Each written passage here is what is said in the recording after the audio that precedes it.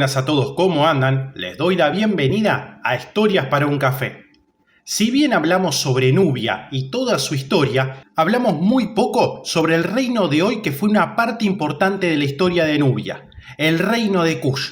En caso de que este contenido sea de tu agrado, te invito a suscribirte, así estás al tanto de los nuevos videos. También agradezco a los colaboradores del canal que ayudan a que pueda seguir creando este tipo de contenido. En caso de que también quieras ayudar, podés hacerlo desde el botón unirme. Ahora sí, comencemos con el video.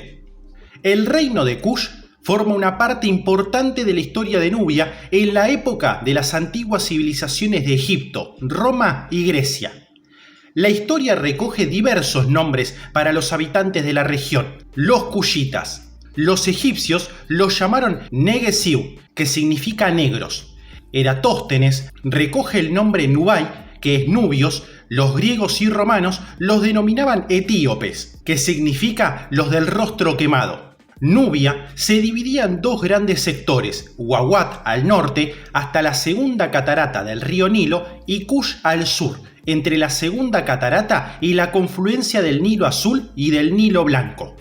Al norte se encontraba la provincia egipcia Taseti, la Tierra del Arco. Kush era una región situada a lo largo del valle del Nilo que comprendía el sur del actual Egipto y se extendía por el norte del actual Sudán. Era rica en materias primas, sobre todo en oro, así que los egipcios desde muy pronto ambicionaron explotar esos recursos.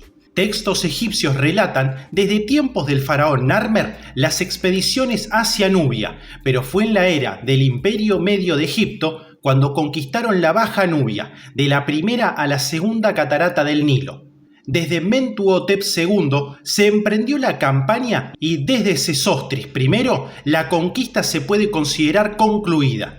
En el 18º año del reinado de este último se hizo una campaña contra Nubia en la que se menciona por primera vez el nombre de Kush. La conquista integró el control de recursos y creación de una zona tapón controlada por numerosas fortificaciones. En el segundo período intermedio de Egipto, entre el 1780 y el 1580 a.C., los egipcios pierden el dominio de la zona. Aprovechando la invasión de los Hyksos, los nubios destruyeron los fuertes y liberaron al país. Surgió entonces en Kerna, al sur de la tercera catarata, una poderosa dinastía local que la convertiría en capital del reino de Kush.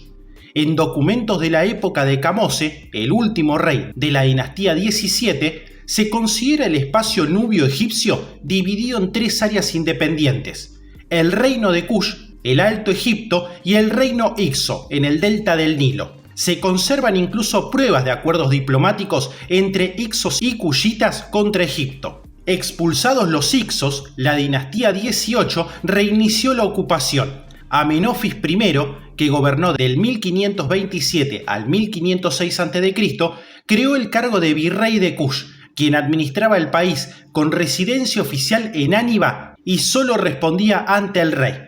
Tutmosis I, del 1506 al 1494 a.C., terminó de liquidar el reino de Kush, ocupando hasta la quinta catarata, y Nubia se integra finalmente a la cultura egipcia. Durante el reinado de Tutmosis III, del 1490 al 1436, se funda Napata, y en el de Amenofis IV se funda la ciudad de Kawa frente a Dongola. En la dinastía 19 se profundiza la integración a la administración egipcia. Las obras continuaron, especialmente bajo Ramsés II.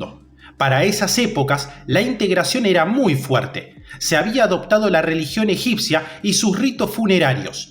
Los hijos de los principales jefes indígenas se educaban en Egipto, las clases altas nubias hicieron propia su cultura, se incorporaron nubios a los cuerpos militares y policiales e incluso a la poderosa burocracia.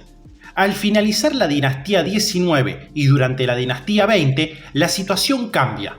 En la llamada conspiración del harén real contra Ramsés III, una concubina real nubia y su hermano, capitán de arqueros en Nubia, incitan una sublevación de la población nubia contra Ramsés III.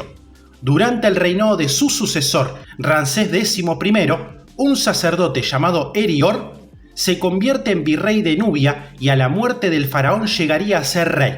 Hacia el fin de la dinastía 20, alrededor del 1050 a.C., se producen violentos movimientos separatistas. En Egipto se inicia el tercer período intermedio, mientras que Nubia queda a su suerte durante 2 siglos. Hablemos entonces sobre el reino de Kush. Kush es la palabra egipcia para Nubia. Está recogida desde el Imperio Medio. Es también la denominación del reino de Kush. La historia del antiguo reino de Kush se puede dividir en 2 fases, la napatiense y la meroítica. El rey Alara unificó toda la Nubia superior desde Meroé hasta la tercera catarata del Nilo y estableció Napata como la capital religiosa de Kush, situada inmediatamente después de la cuarta catarata del Nilo. La etapa napatiense, entre el 750 y el 300 a.C., tenía una fuerte impronta egipcia. Incluso se sepultaba al rey en la necrópolis de Napata. En el 747 a.C., el rey Pianchi consiguió controlar el Alto Egipto, estableciendo la dinastía 25. En el 715, el faraón kushita Shabaco reunificó completamente el país y su dinastía se consolidó como la única reinante. Su origen los hará llamar faraones negros, faraones etíopes o también faraones kushitas. El rey Yabitko entró en guerra con Asiria, la que finalmente derrotó a su sucesor Tagarko. Conquistó la ciudad de Memphis, expulsó a los kushitas del Alto Egipto e impuso como faraón a Necao I. El siguiente rey kushita, Tanutamani, retomó transitoriamente Egipto, pero fue derrotado en el 656 por Psamético I, quien dio origen a la dinastía 26. Napata fue saqueada por el faraón egipcio Psamético II en el 590 a.C. y la ciudad decayó, aumentando la importancia de Meroé. A partir del 300 a.C. se comenzó a sepultar a los monarcas en Meroé, lo que marca el cambio de período. La cultura se africanizó y a partir del 150 se empezó a utilizar una lengua y escritura propia. Las investigaciones sobre Nubia se llevaron a cabo en 3 etapas. En la primera mitad del siglo XIX, algunos europeos visitaron Sudán, informaron de las ruinas y llevaron algunos hallazgos a Europa. El más importante fue Giuseppe Ferlini, que destrozó muchas pirámides en Meroé en búsqueda de tesoros, que concluyó con el hallazgo del tesoro de Amani Jaqueto. La expedición de Lepsius dibujó, escribió y publicó sobre muchos lugares, templos y pirámides. Muchos templos documentados no se conservan en la actualidad, así que sus notas son muy valiosas. A principios del siglo XX se llevó a cabo la segunda fase de la exploración de Nubia. Se excavó sistemáticamente en muchos lugares, sobre todo en la Baja Nubia, aunque también en Meroé. La construcción de la presa de Asuán en Egipto amenazaba con hacer desaparecer para siempre muchos yacimientos. En esta época se descifró la escritura meroítica, aunque la lengua seguía sin poder entenderse. En los años 1920, George Reisner excavó sistemáticamente en todos los cementerios nubios y elaboró por primera vez una lista de reyes. A finales de los años 1950 y a finales de los 60, renació el interés por Nubia. La construcción de la presa de Asuán amenazaba con hacer desaparecer bajo las aguas más yacimientos de la Baja Nubia. Se llevó a cabo una gran campaña arqueológica internacional en la Baja Nubia, que desenterró muchos hallazgos meroíticos. La investigación de Nubia fue durante mucho tiempo un campo menor de la egiptología. A finales del siglo XX se creó un instituto especializado en estudios de Nubia, en la Universidad Humboldt de Berlín. También en París se recogieron y ordenaron sistemáticamente todos los textos meroíticos. El análisis de la historia nubia presenta muchos interrogantes. Los primeros reyes que gobernaron sobre zonas de Egipto son relativamente conocidos, aunque su sucesión y las fechas de su reinado son inciertas. De los gobernantes posteriores solo hay testimonios en la propia Nubia. No nos ha llegado de los cronistas ninguna lista de reyes. Su número y orden también se desconoce. George Reisner, el que descubrió las pirámides nubias, recopiló una lista de reyes. Investigó la ubicación y el tamaño de las pirámides y elaboró una lista de sucesión regia y de la duración de sus reinados, con la hipótesis de considerar que los gobernantes más antiguos eligieron las mejores localizaciones para sus pirámides, mientras que los posteriores debieron construir en lugares menos favorables. Una gran pirámide sería signo de un reinado largo y una pequeña de uno corto. Esta hipótesis regia está muy cuestionada por los estudios actuales. Actualmente solo hay datados en la historia nubia 3 hitos cronológicos. En el 591 a.C., el rey Psamético II emprendió una expedición a Nubia. Esta expedición ocurrió en tiempos de Aspelta. El rey Ergamenes fue, según fuentes griegas, contemporáneo de Ptolomeo II. Y por último, Tecoridiamani reinó en el año 253. Hablemos ahora sobre la fase napatiense. En el siglo 8 a.C., quizá tan tempranamente como 1000 a.C., un príncipe fundó en Karima un país que los antiguos egipcios denominaron Kush y que se expandió rápidamente. El primer gobernante parece ser, según fuentes más tardías, Alara, aunque es probable que hubiera un predecesor. Alara y su sucesor, el rey Kashta, ocuparon el sur del país. Su sucesor, Pianchi, conquistó en una campaña posterior toda la región, más allá de Tebas, pero parece que no pudo ejercer un mandato permanente, aunque su sucesor, Shabaka, se afianzó en el mando. En esa época, el antiguo Egipto, controlado por príncipes libios, estaba dividido en pequeños reinos, que podían presentar poca oposición. En el 660, Egipto obtuvo la independencia de los nubios con la ayuda de los asirios. Efectivamente, Tagarka debió enfrentarse a la expansión de los asirios y tras ventajas iniciales tuvo que replegarse a Napata. A su muerte, Asurbanipal, en el 663, saquearía Tebas. Durante el reinado de su sucesor, Tanut Amón, finalizó el dominio de los reyes nubios en Egipto. La dinastía cuyita siguió, no obstante, gobernando el sur de Egipto. Tras la retirada, Napata entró en decadencia. Tanut Amón fue el último de los soberanos locales en hacerse enterrar en la necrópolis de El Currú en Napata. Sus sucesores lo hicieron en una localidad cercana, Nuri. Nubia se mantendrá integrada pero aislada y se irá africanizando. La historia refleja solo pequeñas luchas contra los pueblos nómadas Mecha y Reré, tradicionales enemigos de Kush, y los blemios, pueblo del sudeste. Se conoce con certeza la sucesión y las fechas aproximadas del reinado de los siguientes 4 reyes: Atlanersa, Senkamanisken, Anlamani y Aspelta, que solo gobernaron sobre Nubia. Están bien documentados por diversos monumentos y se conocen sus lazos. De Aspelta se conserva incluso muchas inscripciones que informan de varios acontecimientos de su reinado. La cultura nubia, al menos la más alta, era todavía totalmente egipcia.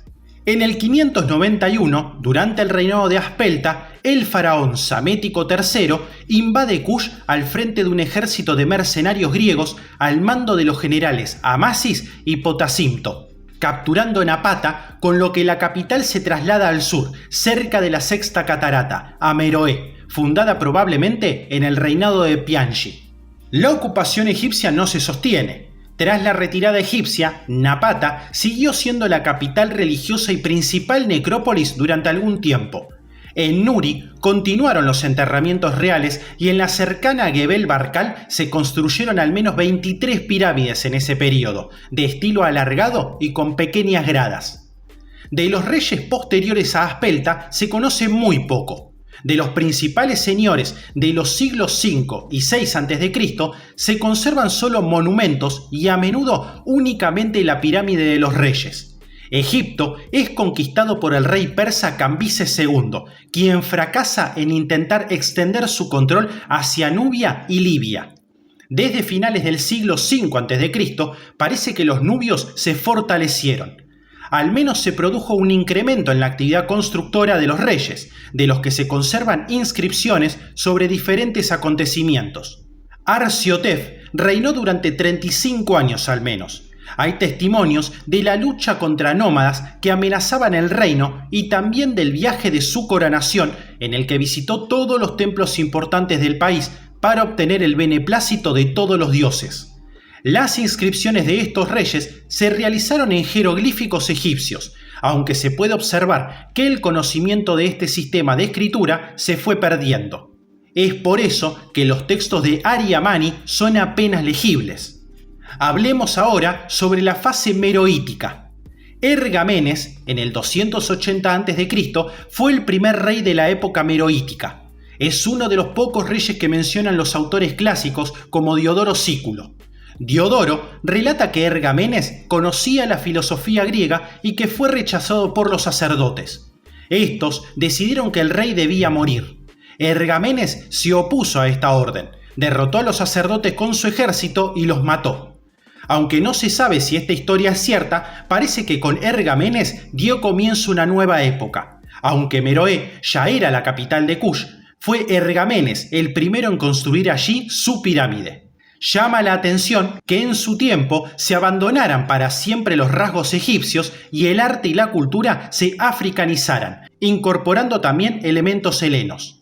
Arnekamani, que posiblemente reinó hacia el 220 a.C., construyó un gran templo en Al-Musawarat as-Sufra.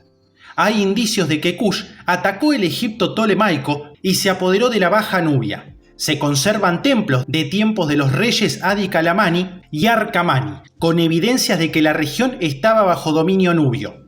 El reinado de la reina Yanag-Dakete es la fecha más temprana de la que se conservan inscripciones en escritura meroítica. En los siguientes años gobernarían a menudo reinas con el título de Kandake, como Amanirenas o Amaniyaqueto. Las reinas aparecen nombradas a menudo en los textos antiguos. El tesorero de una de ellas, nombrado en la Biblia, predicó el cristianismo. En los años 24 y 25 a.C. se produjo un conflicto militar con Roma. César Augusto envió tropas hacia Nubia para conquistar la región. La antigua capital Napata sufrió grandes daños en la guerra contra los romanos y fue saqueada. Las tropas asolaron también otros lugares antes de ser derrotadas por los nubios. En esta época parece que reinó la reina Amanirenas, pues se conservan indicios de su victoria. Los textos, sin embargo, siguen sin comprenderse demasiado, pues solo se han podido descifrar palabras clave como Roma. El rey Natakamani y su reina Amanitore aparecen nombrados en templos de toda la región. Bajo su mando se dio una sobresaliente cultura y un fuerte comercio mediante caravanas con Egipto y la península arábiga. Esto se interpreta como un constante declive del reino meroítico. La carencia de inscripciones regias puede tener otras causas, como por ejemplo que se construyeran pocos templos de estilo egipcio y que se dieran menos importancia a las pirámides. Estos templos y pirámides son, sin embargo, de la poca información que se conserva de esta época. Por entonces, la Baja Nubia experimentó un florecimiento. La presencia de muchos cementerios con sepulturas relativamente opulentas atestigua un bienestar general. Esto pudo deberse al comercio con el Imperio Romano. Los últimos reyes meroíticos datan de poco después del año 300. El período de declive del reino permanece para nosotros todavía en la penumbra. Hay registros de la delegación de un rey nubio enviada a la corte del César Constantino, bajo cuyo reinado todavía existía el reino de Kush. Se supone que el rey Esana de Etiopía conquistó Meroé. En Meroé se encontraron inscripciones etíopes que atestiguan la ocupación. Sin embargo, investigaciones recientes se muestran cautas sobre este aspecto. Esana podría no haber visto nunca Meroé y su relato ser ficticio, pues la identificación de los lugares y pueblos nombrados es incierta. Las reliquias etíopes de Meroé puede que sean botines obtenidos de los etíopes. En cualquier caso, es seguro que el reino se hundió y se formaron tres nuevos reinos en Nubia: Alwa, Makuria y Nobatia, cuya cultura era, en parte, fuertemente meroítica. Todavía se emplearon durante largo tiempo la escritura y la lengua meroítica, como la inscripción del rey Charamadoye, rey de Nobatia, en el 410 después de Cristo. Más tarde serían sustituidas por la escritura y lengua griega. Así, llegamos al final de este video, que espero haya sido útil para conocer más acerca de este reino africano. De ser así, te agradecería que me puedas dejar un pulgar arriba y te suscribas, que ayuda a que el canal siga creciendo. Esto ha sido Historias para un Café y nos veremos pronto. Hasta luego.